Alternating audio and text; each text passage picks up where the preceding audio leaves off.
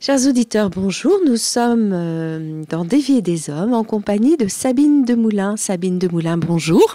Bonjour Fanny. Alors Sabine, vous êtes membre des éducateurs chrétiens et c'est à ce titre que je vous reçois aujourd'hui parce que vous êtes à l'origine de la constitution de ce mouvement, cette association. Je ne sais pas comment le dire, mais vous allez reprendre cela après moi. C'est venu d'une intuition. Oui, d'une intuition et d'une observation, on s'est aperçu que, vous voyez, en fait, comme quoi les mouvements d'église forment vraiment comme une espèce de chaîne ou une galaxie. On avait constaté, par exemple, que dans les soirées alpha, il y avait beaucoup d'enseignants. Et se retrouver entre enseignants chrétiens, se découvrir chrétien et enseignant, c'est un véritable baume dans ces métiers où finalement on est parfois non seulement seul dans sa pratique, mais on est aussi parfois seul dans sa foi. Et on s'est dit, mais au fond, on est chrétien, on est prof, ou on est dans l'enseignement, et on ne le sait pas, et quelle joie de se retrouver. Et il y avait quelque chose de l'ordre du cateau sous le manteau, en fait. Et ça a été aussi la prise de conscience du fait qu'il existe bien, certes, une pastorale de la santé, une pastorale de la famille, etc. Mais est-ce qu'il y a une pastorale de l'éducation ? Ben, j'ai l'impression que non, en fait. Donc, en parlant avec Don Pierre-Antoine, on s'est dit, mais voilà, il faudrait monter quelque chose qui rassemble les profs, mais pas seulement eux, tous les acteurs de la galaxie, de l'éducation auprès des jeunes. Et avec un regard chrétien. Parce qu'un éducateur chrétien, c'est peut-être un regard différent sur les jeunes. Chrétien, c'est-à-dire catholique, c'est-à-dire protestant, c'est toute la famille des chrétiens. Bien sûr. Et donc, vous accueillez aussi d'autres personnes, autres que catholiques aujourd'hui ? Ah, mais ça serait avec joie. D'accord. Ça serait avec joie. Donc, à transmettre. Oui, absolument. Alors, Sabine, je vous entends parler de dire un éducateur chrétien, ou en tout cas un enseignant, vous étiez enseignante, il porte quelque chose de plus et peut se sentir notamment un peu seul parfois. Ça a été d'autant plus vrai pour vous que vous étiez dans l'enseignement public. Oui. Oui, tout à fait. Les premières années, c'était vraiment difficile. Ça a été vraiment difficile parce que j'étais dans un établissement vraiment très dur, en ZEP, zone sensible, et où on bouffait du curé et de la viande le vendredi. Et on se sent très seul. Et non seulement la pratique est difficile, mais si en plus on se sent seul et comme clandestin dans sa foi, c'est particulièrement difficile. Et à l'inverse, rencontrer des enseignants qui partagent votre foi, votre espérance, votre regard sur les jeunes, mais quel baume, vraiment, quel baume. Parce que les jeunes, vous les aimez. Ah mais de toute façon, si on n'aime pas les jeunes, on peut pas bien faire ce métier. Ce n'est pas possible. Il ne faut pas seulement aimer sa discipline, il faut aimer les jeunes. Alors, comme vous le disiez, là, je me suis un petit peu attardée parce que vous étiez enseignante, mais cette association gravite autour de toutes les personnes qui sont en responsabilité auprès des jeunes. Bien Donc, sûr. ça peut être des personnes de la santé, comme des orthophonistes, l'infirmière scolaire. Oui, la psychologue scolaire, bien sûr. Dans le bureau, on a quelqu'un qui est... autrefois on disait surgé, mais qui est... Surveillant général. Oui, surveillant général, comme quoi les termes disent quelque chose dans leur changement, mais maintenant c'est conseiller principal d'éducation. On a un peu de tout. On a un membre qui est professeur de judo dans une association, toutes sortes de profils, et il le faut. Il le faut parce que j'imagine que ça permet aussi de voir les jeunes sous d'autres facettes. Exactement. Parce qu'eux-mêmes les voient dans d'autres contextes que l'enseignement, le soin. Oui. En fait, c'est le jeune dans sa globalité, finalement. Il y a vraiment, dans cette association, on cherche vraiment à remettre l'Église au centre du village, c'est certes le cas, mais également à avoir un regard global sur la personne de l'élève et notre tâche d'accompagnant, on va dire. de cet enfant, de cette personne en croissance.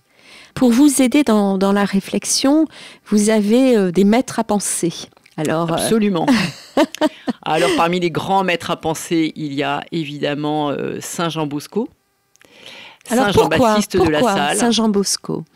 Eh bien, Saint Jean Bosco, c'est une figure très intéressante parce que il est allé dans les faubourgs de Turin s'intéresser à toute la racaille, véritablement c'est le terme, à toute la racaille incontrôlable, incontrôlée, en déshérence totale. Et il les a ramenés dans le droit chemin et il les a ramenés à Dieu et il en a fait des hommes. Et en fait, c'est vraiment le cœur, c'est l'ADN de notre association. Alors pour réussir ça, j'imagine que ça a été une question de regard. Comment Saint Jean de Bosco a regardé ces jeunes? Exactement, exactement. Il y a un épisode très, très célèbre où il accueille dans son église un jeune qui vient là. Alors, je ne sais plus exactement si le jeune vient là par curiosité ou peut-être dans une autre intention. Et d'ailleurs, le sacristain, au départ, veut chasser ce jeune. Et Saint Jean Bosco l'accueille et lui donne confiance en lui. Le gamin dit « mais je ne sais rien faire ». Et Saint Jean Bosco lui dit « mais est-ce que tu sais prier? Est-ce que tu sais lire? Est-ce que tu sais chanter ?» Et le gamin finit par lui avouer que une toute petite chose, voilà, il sait seulement siffler. Et il dit, tu sais siffler, mais c'est formidable. Et à partir de ça, il va tirer sur le fil de cette pelote, redonner confiance à ce jeune et le ramener à son humanité, à ses talents, le ramener à l'Église. Et ce jeune va devenir d'ailleurs un des piliers de Saint Jean Bosco. Donc, vous vous rattachez, en tout cas parmi vos maîtres à penser, Saint Jean Bosco. Vous avez cité également Saint Jean-Baptiste de la Salle. Saint Jean-Baptiste de la Salle, c'est également une figure tout à fait chrétienne, tout à fait admirable, puisque Saint Jean-Baptiste de la Salle avait pour ambition de former de bons maîtres chrétiens. Parce qu'il avait ouvert des écoles gratuites à destination des enfants pauvres, là encore, des jeunes qui sont un peu en déshérence, dont personne ne veut s'occuper, et chacun sait combien les métiers de l'éducation sont difficiles aujourd'hui, avec un public qui est devenu vraiment difficile, souvent difficile, hein, et même dans les beaux quartiers, hein, voilà, on ne parle pas des cités. Hein. Les enfants sont devenus difficiles à éduquer. C'est une tâche qui a toujours été difficile, mais aujourd'hui plus que jamais. Et donc je reviens à Saint Jean-Baptiste. Et Saint Jean-Baptiste, lui, s'est tourné vers les petites filles et les petits garçons pour lesquels il a ouvert des écoles gratuites. Et il a complètement renouvelé la pédagogie. Déjà, il s'est intéressé aux petites filles, ce qui était une nouveauté à l'époque, parce que on s'occupait de l'instruction des garçons, mais pas tellement celle des filles. Voilà, donc des écoles pour tous, gratuites. Et surtout, Saint Jean-Baptiste s'est dit, il faut former les maîtres. Que les maîtres soient compétents, qu'ils soient chrétiens et qu'ils soient bons, animés par la bonté. Et d'ailleurs, c'est ce qui frappait dans la figure de Saint Jean-Baptiste de la Salle, c'était sa bonté et sa douceur. Donc, Saint Jean-Baptiste de la Salle, Saint Jean de Bosco et Jean-Marie Petitclerc. Et Jean-Marie Petitclerc, qui n'est pas encore saint, qui n'est pas encore mort, mais qui a fait des choses formidables, justement avec des jeunes difficiles. Que vous aviez interviewé, enfin qui était venu, me semble-t-il, à Laval. Il est venu, effectivement. Ouais, au début. Oui, exactement. Il est venu faire un topo un vendredi soir à destination de tous les parents et il est revenu le samedi pour une journée spécifique de formation à destination des éducateurs chrétiens proprement dit. Vraiment, là, c'était une journée vraiment ciblée éducateurs chrétiens alors que le vendredi, c'était ouvert à tous, les parents. Et ça nous fait rentrer aussi dans le projet de qui sont les éducateurs chrétiens, ou ce qu'est ce lieu. Et c'est un lieu qui est un lieu de convivialité, de soutien, mais également de formation, justement. Oui. Je pense qu'on peut dire d'une certaine façon que c'est un lieu de partage, au sens où, dans l'idée du partage, il y a évidemment la convivialité, puisque d'ailleurs nous nous réunissons autour d'un dîner, donc c'est tout à fait sympathique. Et il y a donc cette convivialité, cette entraide, mais il y a aussi partage d'expériences parfois difficiles, mais aussi d'expériences qui fonctionnent. Et bien sûr, formation tout au long de l'année, puisque nous suivons chaque année de façon différente un petit livret où souvent c'est l'inspiration, justement. L'inspiration, c'est souvent Saint Jean Bosco ou Saint Jean-Baptiste de La Salle, ou cette année, ça va être Saint François de Sales. Et puis, depuis 7 ans, 6 ou 7 ans, une journée spécifique de formation où nous nous retrouvons tous avec les fraternités qui sont à ce moment-là brassées. C'est un bon moment. Alors, vous parlez des fraternités, parce qu'il n'y en a pas qu'une. Non, il y en a plusieurs. Je crois qu'il y en a 4 ou 5, sachant que la moyenne est un petit département. Nous sommes à peu près 8 personnes ou 10 personnes ou 6 selon le lieu, selon le lieu et voilà, selon le lieu, et nous sommes accompagnés par un père spirituel. Donc moi, dans la mienne, nous avons la chance d'avoir Don Augustin Varenne.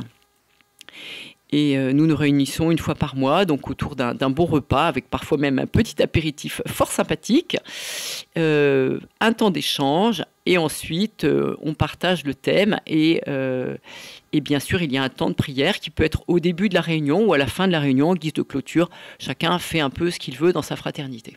Et donc, ces fraternités, Sabine, elles sont constituées d'une multitude de personnes gravitant autour de l'éducation. Mais vous avez aussi une fraternité bien particulière qui s'ouvre aux directeurs d'école, c'est bien ça? Exactement. Il y a une fraternité qui est exclusivement des directeurs d'école. Et ça, là encore, je pense que c'est très très bien que de se tenir chaud, se tenir les coudes, parce que c'est un métier qui est particulièrement difficile, je pense, particulièrement exposé, avec une dimension qui n'est pas celle, peut-être, de la fraternité classique qui accueille des professionnels de l'éducation de tous horizons, de tous métiers. Concrètement, une rencontre, comment ça se passe? Donc vous arrivez, vous mangez? Oui. Tout de suite? Oui, voilà, on fait ce qu'on veut. C'est-à-dire qu'on peut avoir le petit temps de prière avant, au début du dîner, et puis ensuite, comme je le disais, le partage qui glisse de façon plus ou moins formelle vers le traitement du thème. Ensuite, prière de clôture, et à 22h, c'est terminé. C'est-à-dire qu'on veille vraiment à tenir les délais. C'est-à-dire qu'en général, c'est 8h moins le quart, 22h. Lorsqu'on a discuté un petit peu, vous me disiez c'est un temps de partage, mais on est attentif. S'il y a quelqu'un qui vit quelque chose de difficile, on est là, mais on essaie d'avoir un regard qui soit aussi positif, qu'on ne soit pas seulement là, comme un bureau des pleurs, à déposer ce qui est difficile dans vos rencontres. Oui, absolument.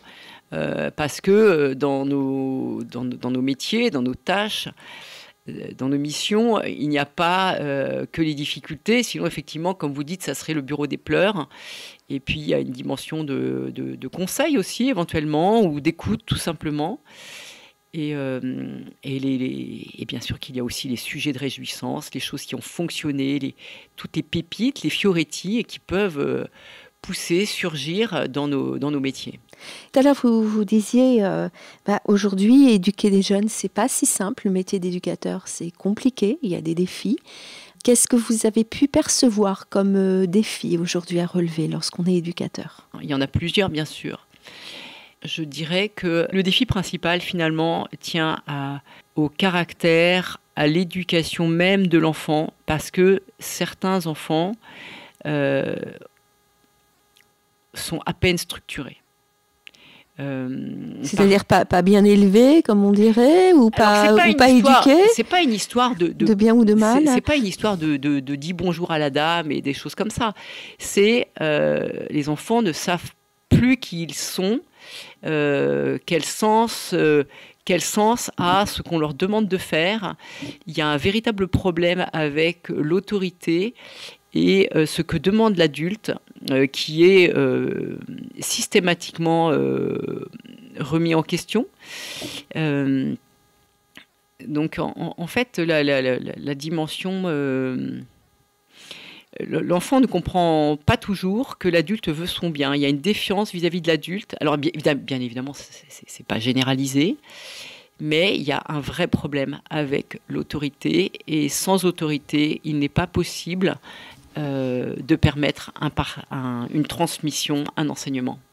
Est-ce que ce que vous dites, Sabine, c'est que les jeunes aujourd'hui fonctionnent beaucoup par pair, PAIR, oui. Et que la place de l'adulte, elle n'est pas forcément accueillie?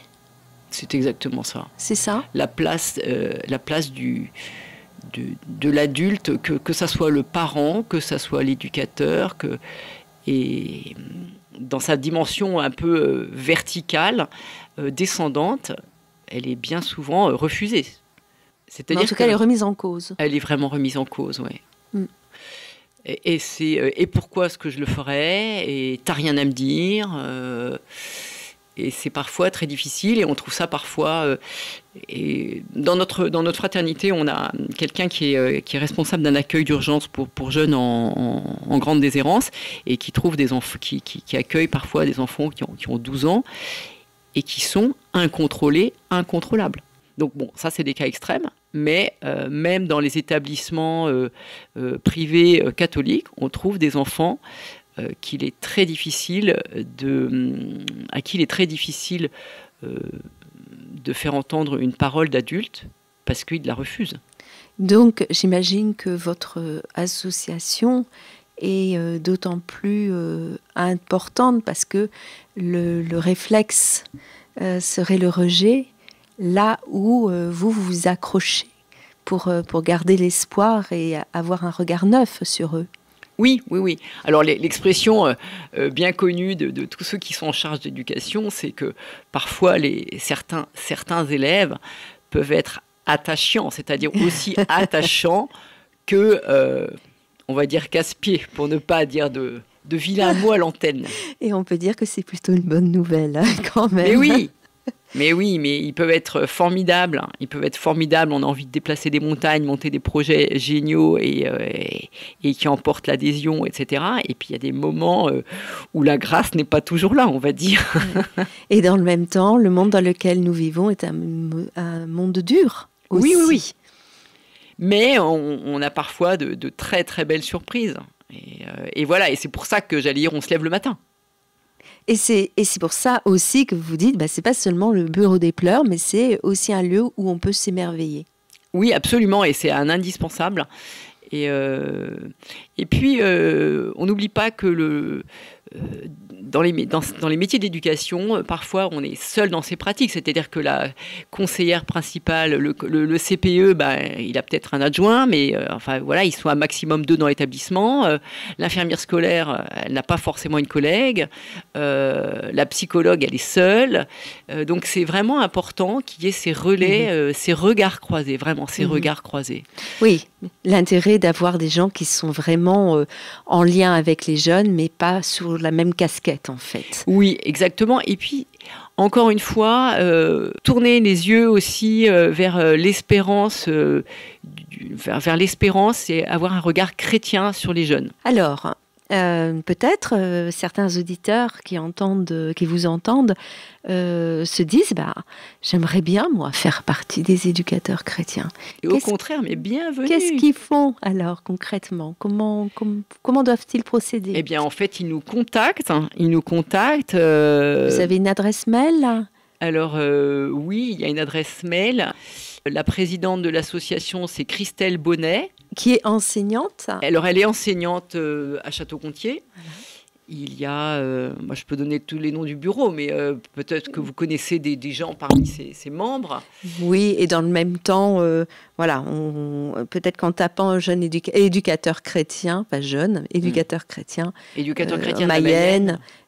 J'ai oublié de dire qu'en fait, cette intuition qui est née il y a 7 ans, en fait, je pense qu'elle répond à un besoin profond parce qu'on s'aperçoit que c'est quelque chose qui existe un petit peu partout au national, relayé par différents mouvements. Par exemple, il y a dans la communauté de l'Emmanuel, des rencontres, l'Emmanuel de l'éducation, quelque chose comme ça. Moi, j'ai déjà assisté à des carrefours à Paray-le-Monial, voilà. Donc, c'est un questionnement qui se trouve partout, de façon transversale, dans l'Église, et quelle que soit la sensibilité. Parce que même les écoles qui sont hors contrat, en fait, d'une certaine façon, répondent à ce questionnement et à cette inquiétude des parents concernant la formation de leur enfant, parce que les parents veulent non seulement une formation, mais une formation humaine et chrétienne, un regard humain, chrétien sur leurs enfants pour les aider à devenir des hommes. Oui, donc la question, c'est pas seulement comment rejoindre les jeunes, mais comment les rejoindre et leur donner une colonne vertébrale. C'est absolument ça. Avec cette identité chrétienne, voilà, pour les aider à grandir. Qui n'est pas seulement un plus, c'est l'ADN en fait. De notre regard, c'est l'ADN d'un enfant debout. Ouais, c'est les aider à aller vers leur moi le plus intime. Et son accomplissement. Donc pour vous, Sabine, l'explosion, si je comprends bien, des écoles hors contrat, c'est un moyen pour les parents d'avoir une assurance que leurs enfants seront dans un milieu propice pour être éduqués. Oui, pour moi, c'est un symptôme d'un malaise dans l'éducation. C'est un révélateur d'une aspiration des parents à ce que leur enfant, non seulement ait un enseignement de qualité permis par des enfants qui acceptent davantage l'autorité, et puis aussi, c'est un questionnement par rapport à toutes ces fameuses questions. Ça répond à un questionnement, une inquiétude par rapport à toutes ces questions anthropologiques sur, par exemple, effectivement, les questions de gender et autres, qui inquiètent beaucoup les parents. Et les parents, et c'est tout à fait légitime, ont peur que leurs enfants soient abîmés par toutes ces théories qui circulent librement dans l'éducation aujourd'hui. Voilà, et ça peut être aussi un réflexe un petit peu d'entre-soi, de fermeture. On peut aussi l'entendre. Voilà, mais en tout cas, ça répond à une aspiration, à l'aspiration d'un regard chrétien sur l'enfant, qu'il ait une bonne formation dans toutes les dimensions. Sabine Demoulin, merci. Et bonne année. Je vous remercie. Puisque l'année commence pour vous. Voilà. Merci beaucoup, Fanny. Merci.